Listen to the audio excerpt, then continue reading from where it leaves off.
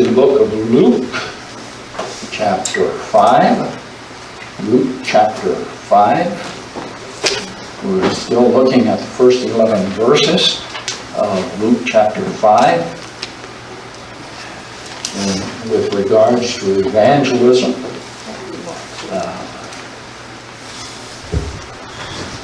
Luke chapter 5, beginning in verse 1. And it came to pass that as the people pressed upon him to hear the word of God, he stood by the lake of Gennesaret, and saw two ships standing by the lake, but the fishermen were gone out of them and were washing their nets. And he entered into one of the ships, which was Simon's, and prayed him that he would thrust out a little from the land, and he sat down and taught the people out of the ship.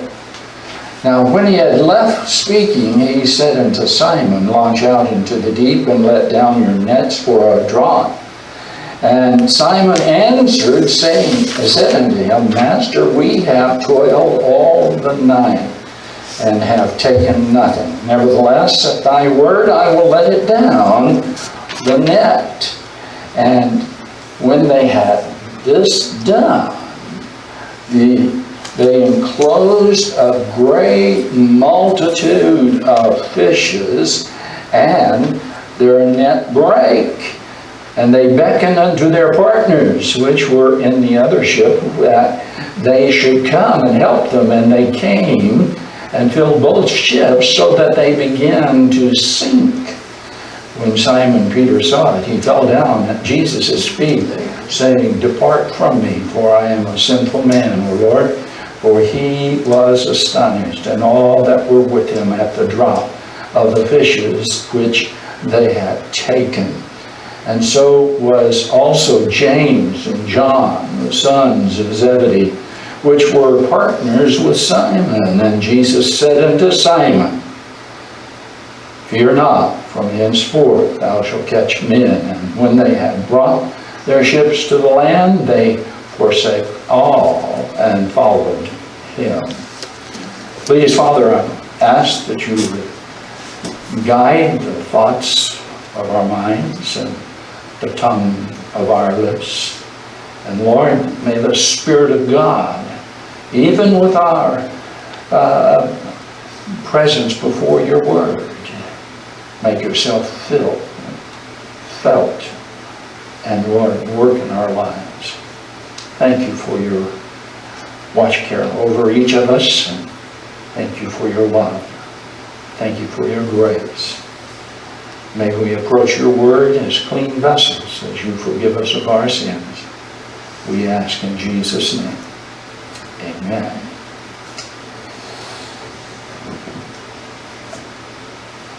As we look at this portion of Scripture, we must realize that drawn up on the shore, and that's close by the water's edge, are two boats. One for Simon and one for his partners.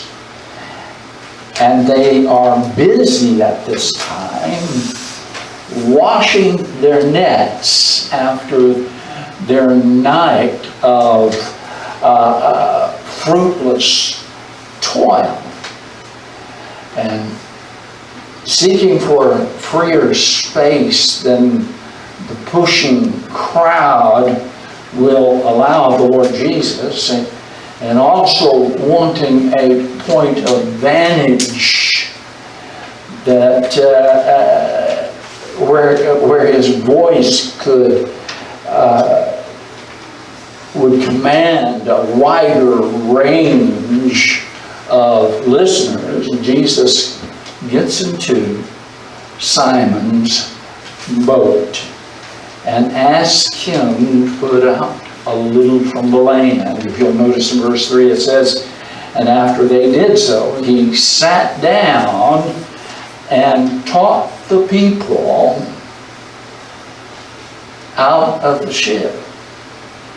Now, this, we see that Lord Jesus assuming the posture of a teacher. In fact, the Expositor's Bible commentary notes that when he dispensed the material bread, he made the multitudes to sit down. But when he dispensed the living bread, the heavenly manna, he left the crowd standing while he himself sat down. So here he is claiming the authority of a master as his posture is emphasized by his words. And when he finished speaking, he dismisses the multitude, and then he turns to Peter specifically and to Andrew, his brother, and he says to them, "Launch out into the deep and let your nets down, and let down your nets for a draught." Someone asked me last week, what's a draught? It can be translated for a haul. This is what Jesus is saying, let them down for a haul. And again, when we go back to the commentaries and commentators, they point out that Jesus was including Andrew in this very authoritative command. It's not a request at this point, but a command, because it is with a commanding voice, which is altogether different in its tone than his last words where he addressed Peter and he requested him to put out a little from the lamp. Then Jesus spoke as a friend and possibly a guest with a certain amount of deference. But here is a carpenter telling a fisherman, a professional fisherman at that, how to do his job. I want you to realize as you see these words that Jesus steps up to the very throne of power as the Son of God. And at the same time, as he steps up to this throne, Peter, that is Simon at this time, will never abdicate the Lord's position in the throne of his life. So Simon recognizes here that the conditions are altered, and that a higher will is now in his boat. And by the way, before that time, he, in his boat, had been the supreme one there. His will had been supreme, but now supreme authority of the Lord Jesus is being spoken and evidenced. Now, we have already seen from this passage that we must shift our focus from the success in the world to a success in catching people for Christ. The word here in verse 11 that the Lord uses can be translated capturing people for Christ. But now we, as well as Peter, must realize in order to catch men for Christ, we must obey the sovereign authority of the Lord Jesus Christ. Because of Jesus' words about catching men, we are guaranteed in doing this miracle as a lesson on evangelism. Because as we look at it, there are at least 5 things that we need to learn, as we've already seen. One thing, and now we see 5 things that we must learn from the very aspect that He is to be sovereignly obeyed. The first thing that you'll notice is the message of evangelism is established in God's Word. Let's go back and look at verse 1. Notice, and it came to pass that as the people pressed upon him to hear the word of God, he stood by the lake of Gennesaret, and 2 ships standing by the lake, but the fishermen had gone out and were washing their cloths. Washing their cloths. How's that? Washing their nets.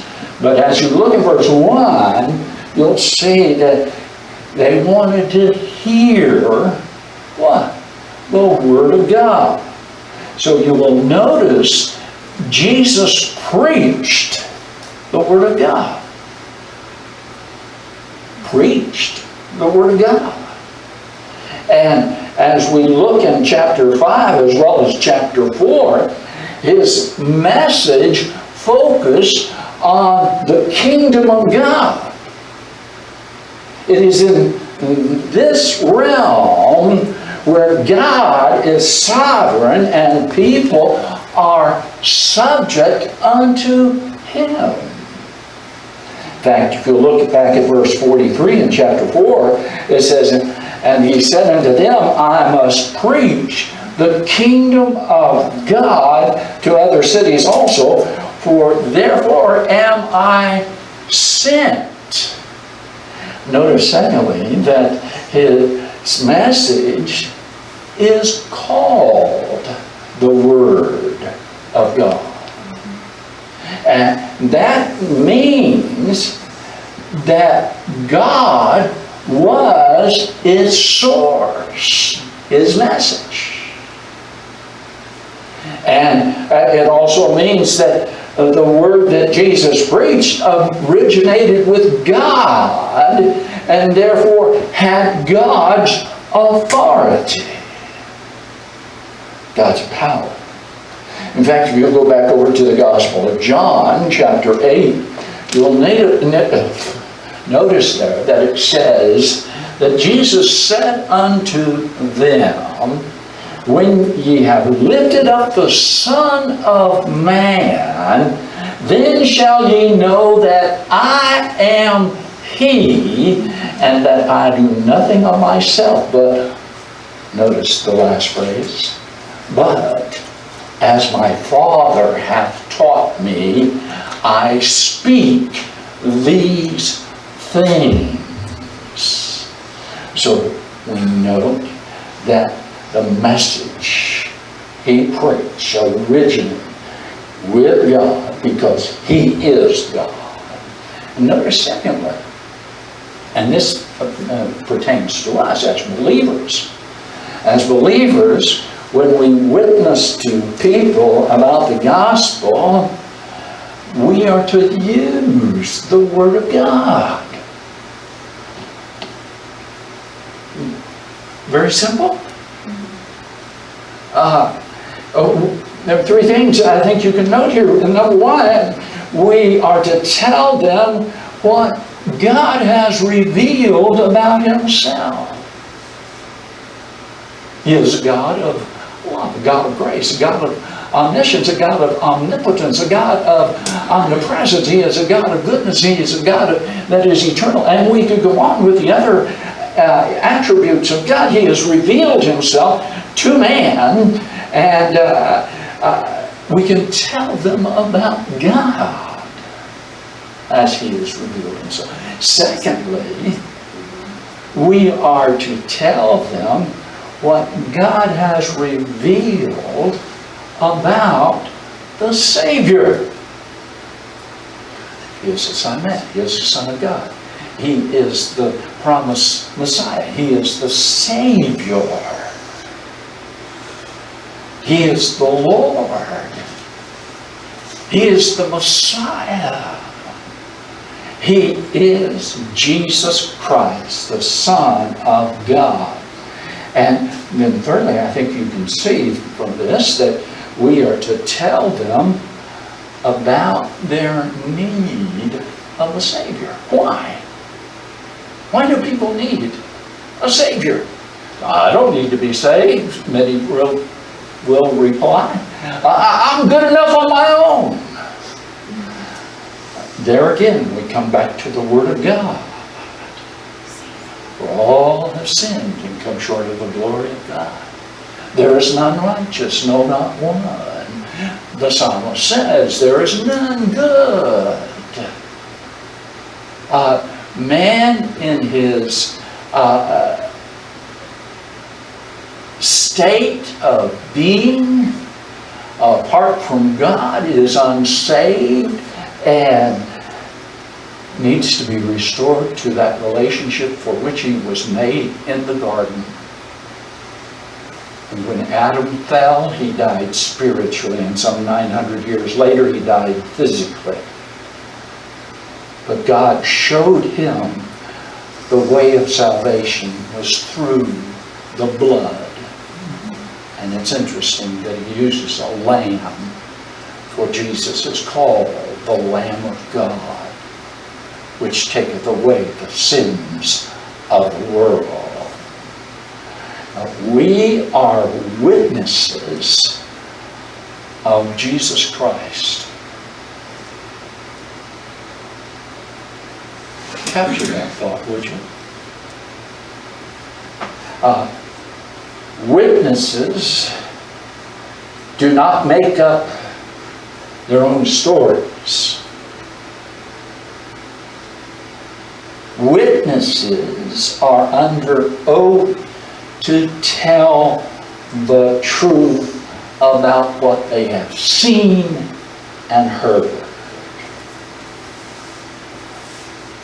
The Bible is God's Word to us through His faithful witnesses. And our job, like that of the apostles, is to tell what God has done through the Lord Jesus Christ. But God commended that as He showed His love toward us, and that while we were yet sinners, Christ died for us. And so if you want to be an effective witness in evangelism, the challenge is to get into the Word of God. Study to show thyself approved unto God, a workman that needeth not to be ashamed, rightly dividing the word of truth. The psalmist said, thy word have I hid in my heart, that I might not sin against thee. We need to get in the Word so that we are clear about the gospel itself. What is the gospel? We'll try and answer that in simplicity in a moment. But being a people of the Word and being able to show others what Scripture says about concepts like sin, judgment, Christ's substitutionary death, God's grace, and even a saving faith in Jesus Christ. Not every Christian is a preacher, but every Christian is a witness.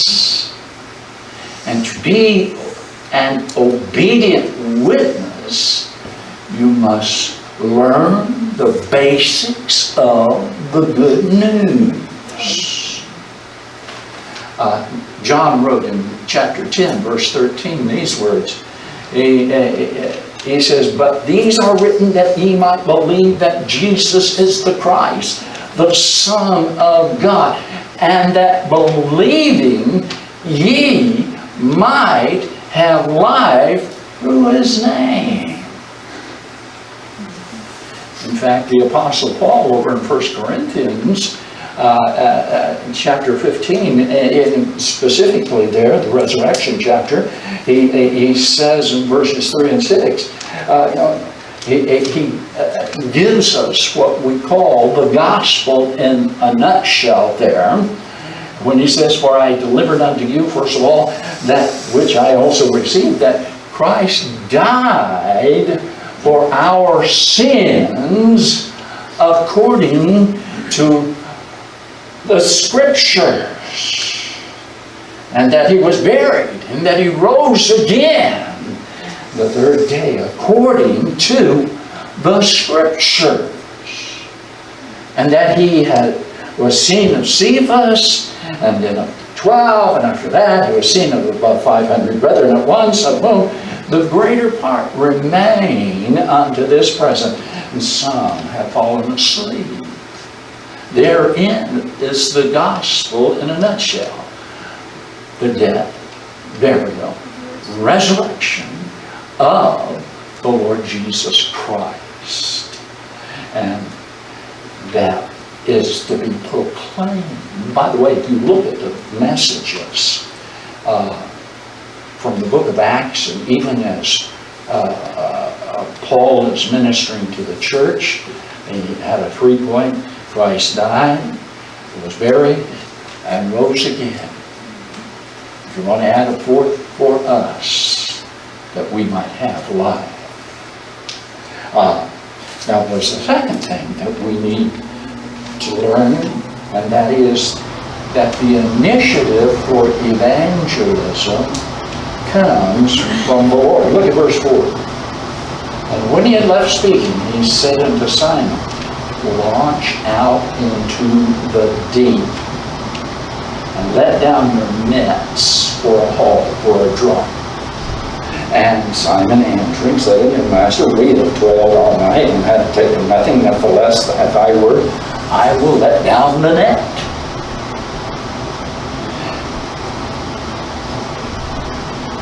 We will note that Jesus takes the initiative here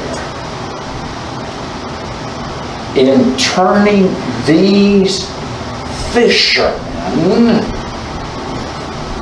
into fishers of men. These men, Peter specifically, Andrew, James, and John, you have to realize we're not sitting on the shore and on this particular day just working and cleaning the nets, but they were not just sitting there and all of a sudden they come up with a brainstorm, and one of them says to the other fellas, "Hey guys, we ought to become evangelists."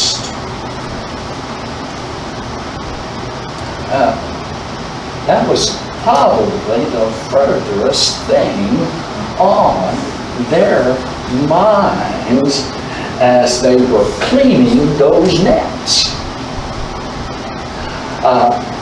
However, we see that the Lord had specific plans for them, and that His plans prevailed. Now, someone may be asking, or perhaps even thinking, that this message doesn't relate to me in any way. I am not an evangelist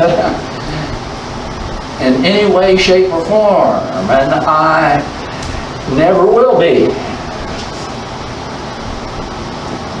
I've said it before that you aren't, if you aren't gifted as an evangelism, as an evangelist,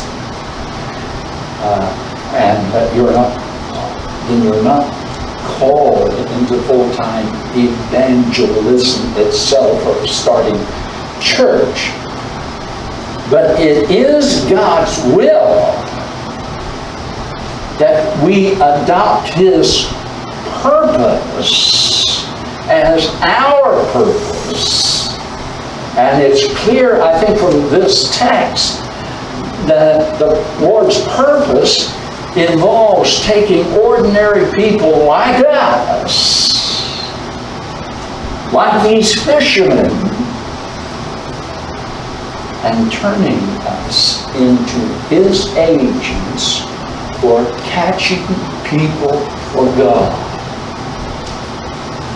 In fact, Jesus stated His purpose over in Luke chapter 19, verse 10, when He says, "For the Son of Man has come to seek and to save that which was lost." Who was He referring to? Well, we noticed Zacchaeus and climbed up into a tree. The Lord went to his house, and he was questioned by those who said he's going into the house of a publican. And Jesus says, "My purpose is to seek and to save that which is lost." And if we claim to be His followers, and we don't have a heart for reaching the lost, then we are not in line with His purpose. I would have you to also know, since the initiative lies with the Lord, we then can obey in confidence, knowing that He will use our witness for His eternal purpose. We need to learn that. A third thing that we need to learn is that guidance we need in evangelism comes from the Lord Himself. Look at verse 4 again. In verse 4, the Lord speaking, "Simon, launch out into the deep, and throw your nets down for a haul." You will notice here, the Lord directs Peter as to where he should cast his nets.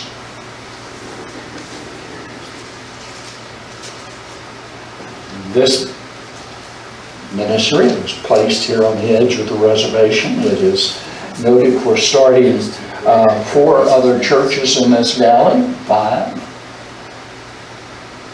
because of the fact that the net of Christ was thrown out to catch people.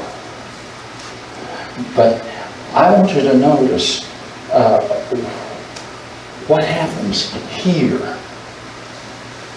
Simon answered and said, "Master, we have worked all night, and we've caught nothing. But at your bidding, I will let down the nets." And when they had done this, they enclosed a great quantity of fish, and their nets began to break, and they signaled for their partners in the other boat for them to come and help them. And they came and they filled both of the boats. So what happened? Both boats began to sink. When Simon Peter saw that, he fell down at the feet of Jesus. And he said, "Depart from me, I'm a sinful man." As you look at this incident, he is amazed, and that amazement had seized him and all of his companions because of this great catch of fish in which they had just taken. So also James and John, the sons of Zebedee, who were partners with Simon, are engrossed and captivated by the amazement of this great miracle. But notice the words of the Lord Jesus. He directs them to Simon. He says, "Do not fear."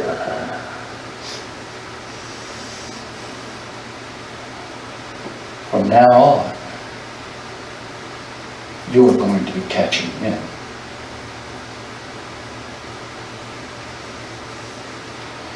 And when they brought their boats to the land, they left everything and followed him.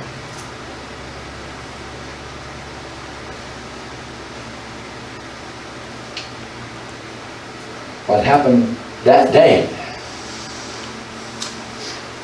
was so convicting, so convincing, that they left everything to follow Jesus.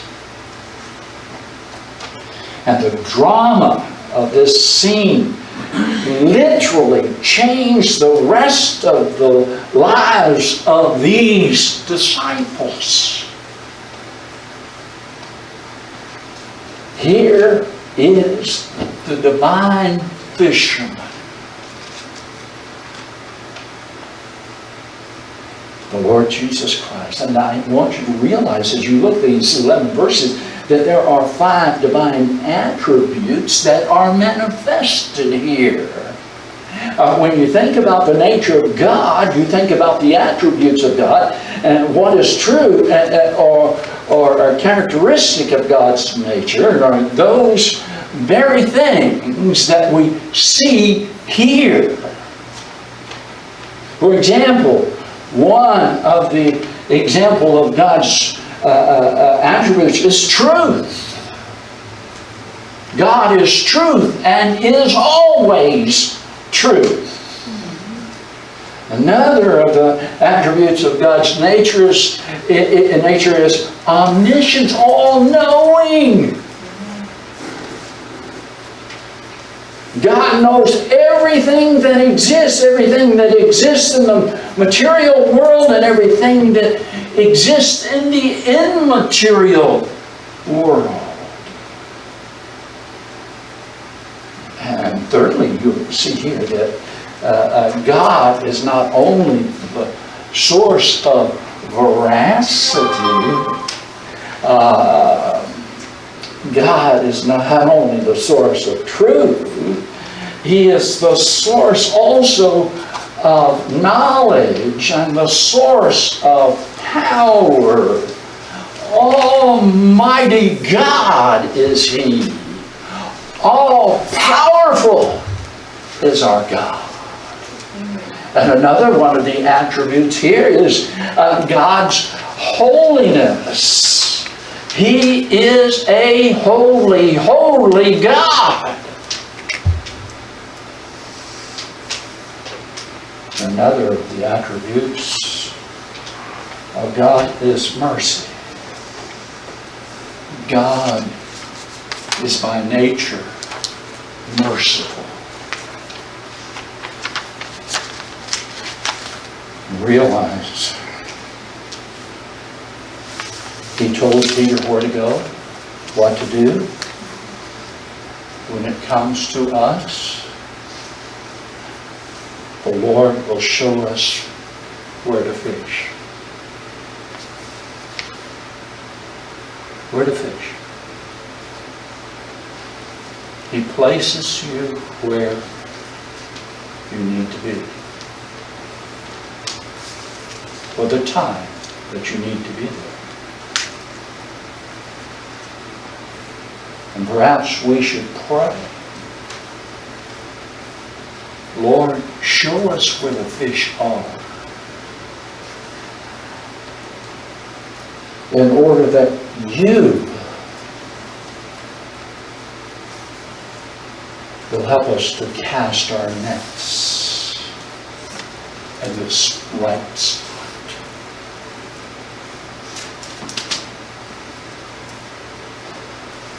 Lord, help us to catch what you want us to catch. And who, I should say. Now, there's a fourth thing, quickly, I want you to notice that we need to learn is that the results in evangelism comes from the Lord. In verses 6 and 7, and after Peter and Andrew had dropped their nets, when they had done this, they enclosed a great multitude of fishes, and their net brake, and they beckoned unto their partners which were in the other ship, that they should come and help them. And they came and filled both the boats, so that they began to sink. And God gets a result. But notice, please, the Lord gave an abundance of results here. That's a whole lot of fish. Breaking the nets and almost sinking the ships. In fact, Peter caught more fish than he can handle. And the nets, we noticed that began to break, and then the boats began to sink. But I would have you to remember something about Peter. Remember also that on the day of Pentecost, Acts chapter 2, the same thing happened spiritually. As Peter preached, 3,000 trusted in Christ. That's an abundance of result. Well, there was another occasion. The Lord directed Peter to the house of Cornelius. Acts chapter 10, remember that?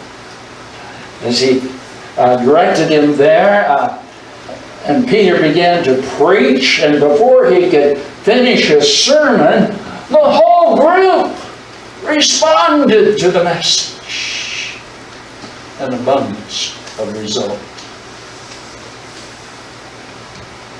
I think there is a verse that we need to remember at this particular point, and that is 1 Corinthians 3, verse 6.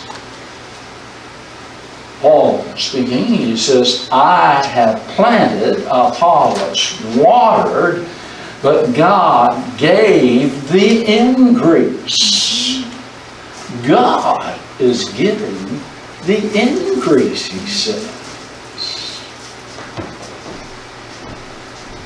As we learn that the results are from God and evangelism, we must realize that true conversion comes from the Lord alone.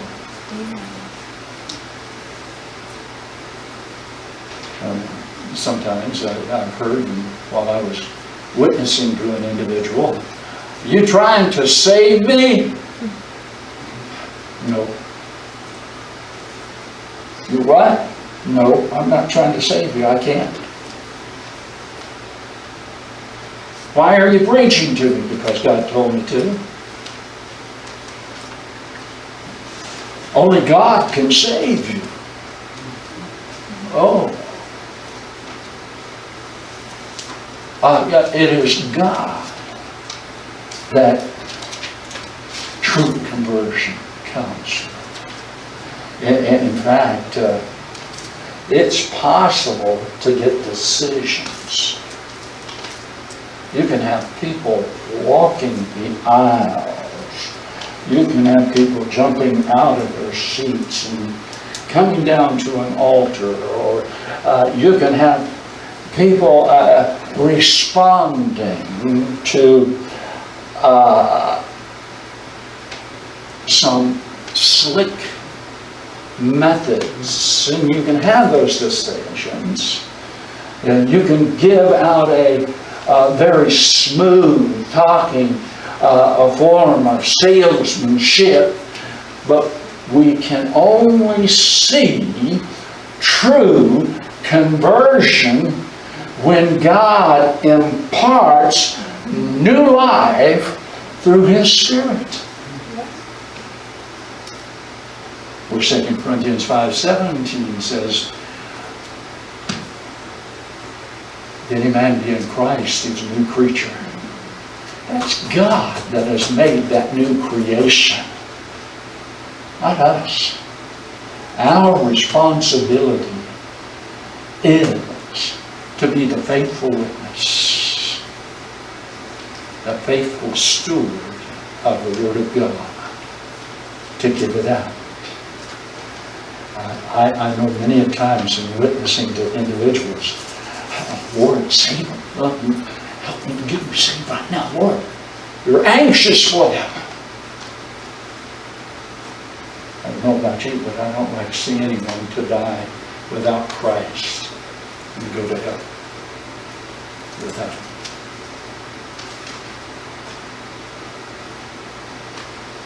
So He says that He is the one that saves. On 16th Street in Merced, California, many, many years ago, was an old rescue mission. They tried to revive that several years ago. But on that old rescue mission, they had a cross with a sign. It simply said, Jesus saves.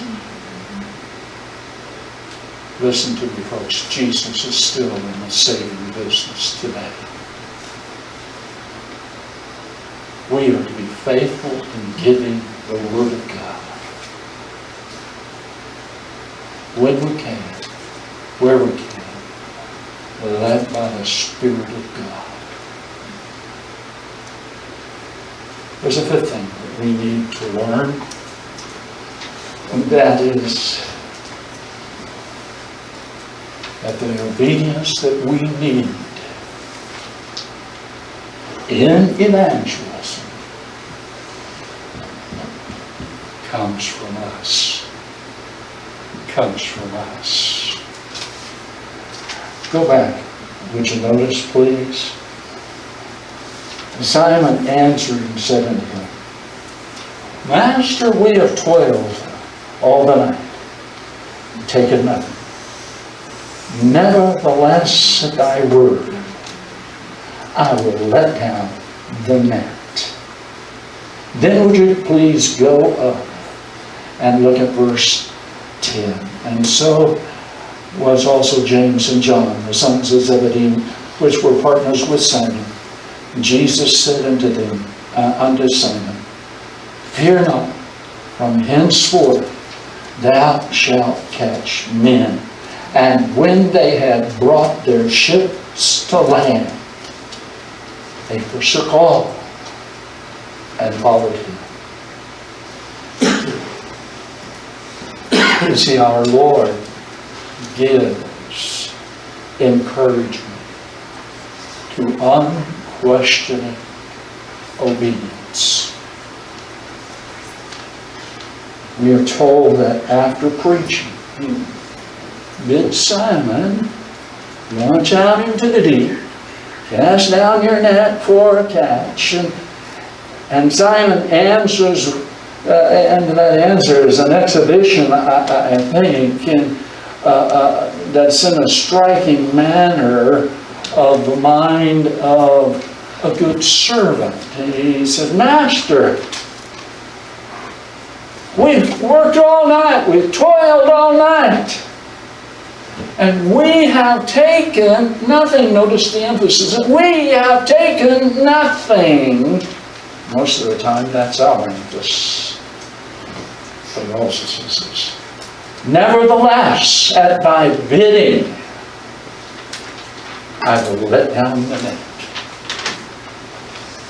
I'll let it down. What was the reward of this ready compliance with the Lord's command? And that is an imperative He gives to Simon Peter. And if we observe this correctly, look at it, we will see that at once, when the nets have been dropped and Simon has obeyed, they catch such a large number of fish that their nets begin to break. Now let's stop and think for a moment. What if Peter had not thrown out his nets as the Lord taught him or told him? What if Peter had not obeyed by putting out into the deep and letting down the nets in obedience to the Lord? This miracle would not have ever happened. However, the Lord could have made all the fish to swim to the shore and jump into Peter's boat, but He didn't do that either. Peter had to obey, and then the Lord did His miracle.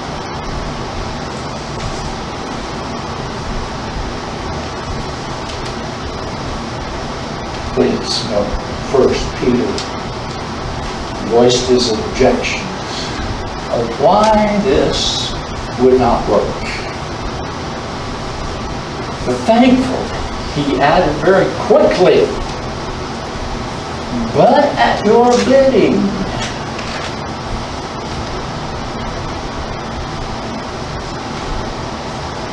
I think, like Peter, it's easy to come up with 100 excuses or 100 reasons why we can't do what the Lord has told us to do.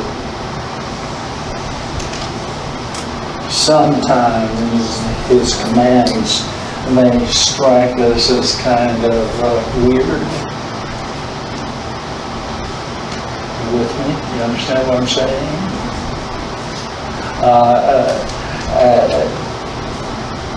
And just as this command struck Peter, Lord, we worked all night, we haven't got anything.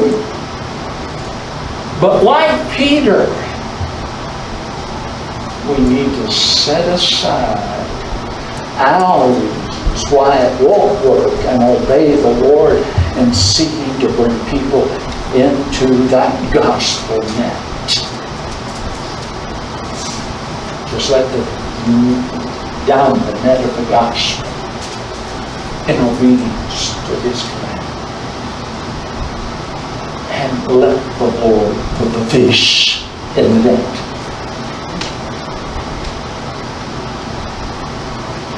Thus to catch men for Christ. We have seen we must shift our focus in the world, success of the world, to the gospel. And we must obey the Lord's authority when He tells us to bear witness of His good news, the gospel of Jesus Christ. Folks, we need not doubt that here is a practical lesson for all Christians, and that it is here contained in these simple circumstances. We are meant to learn the lesson of immediate, unhesitating obedience in every plain command of Christ.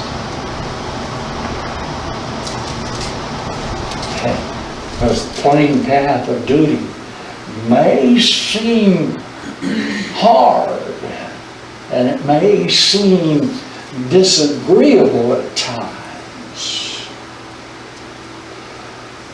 The wisdom of the course that we propose to follow may not be apparent to the world, but none of these things must move us. We must obey. We are not to confer with flesh and blood, and we are not to go straight forward but do as Jesus says. Not in our own strength. Go and do this thing boldly, unflinchingly, and decidedly. When Jesus says, do it. And He has clearly said that. We are to walk by faith, not by sight, and believe that what we don't see now to be right and reasonable, we shall see hereafter. And so acting, we shall find sooner or later that we will reap a reward.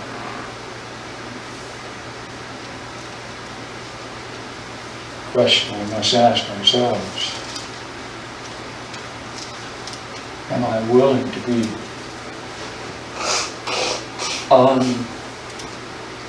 unflinching? Am I willing to be decidedly obedient to the command of the Lord Jesus Christ?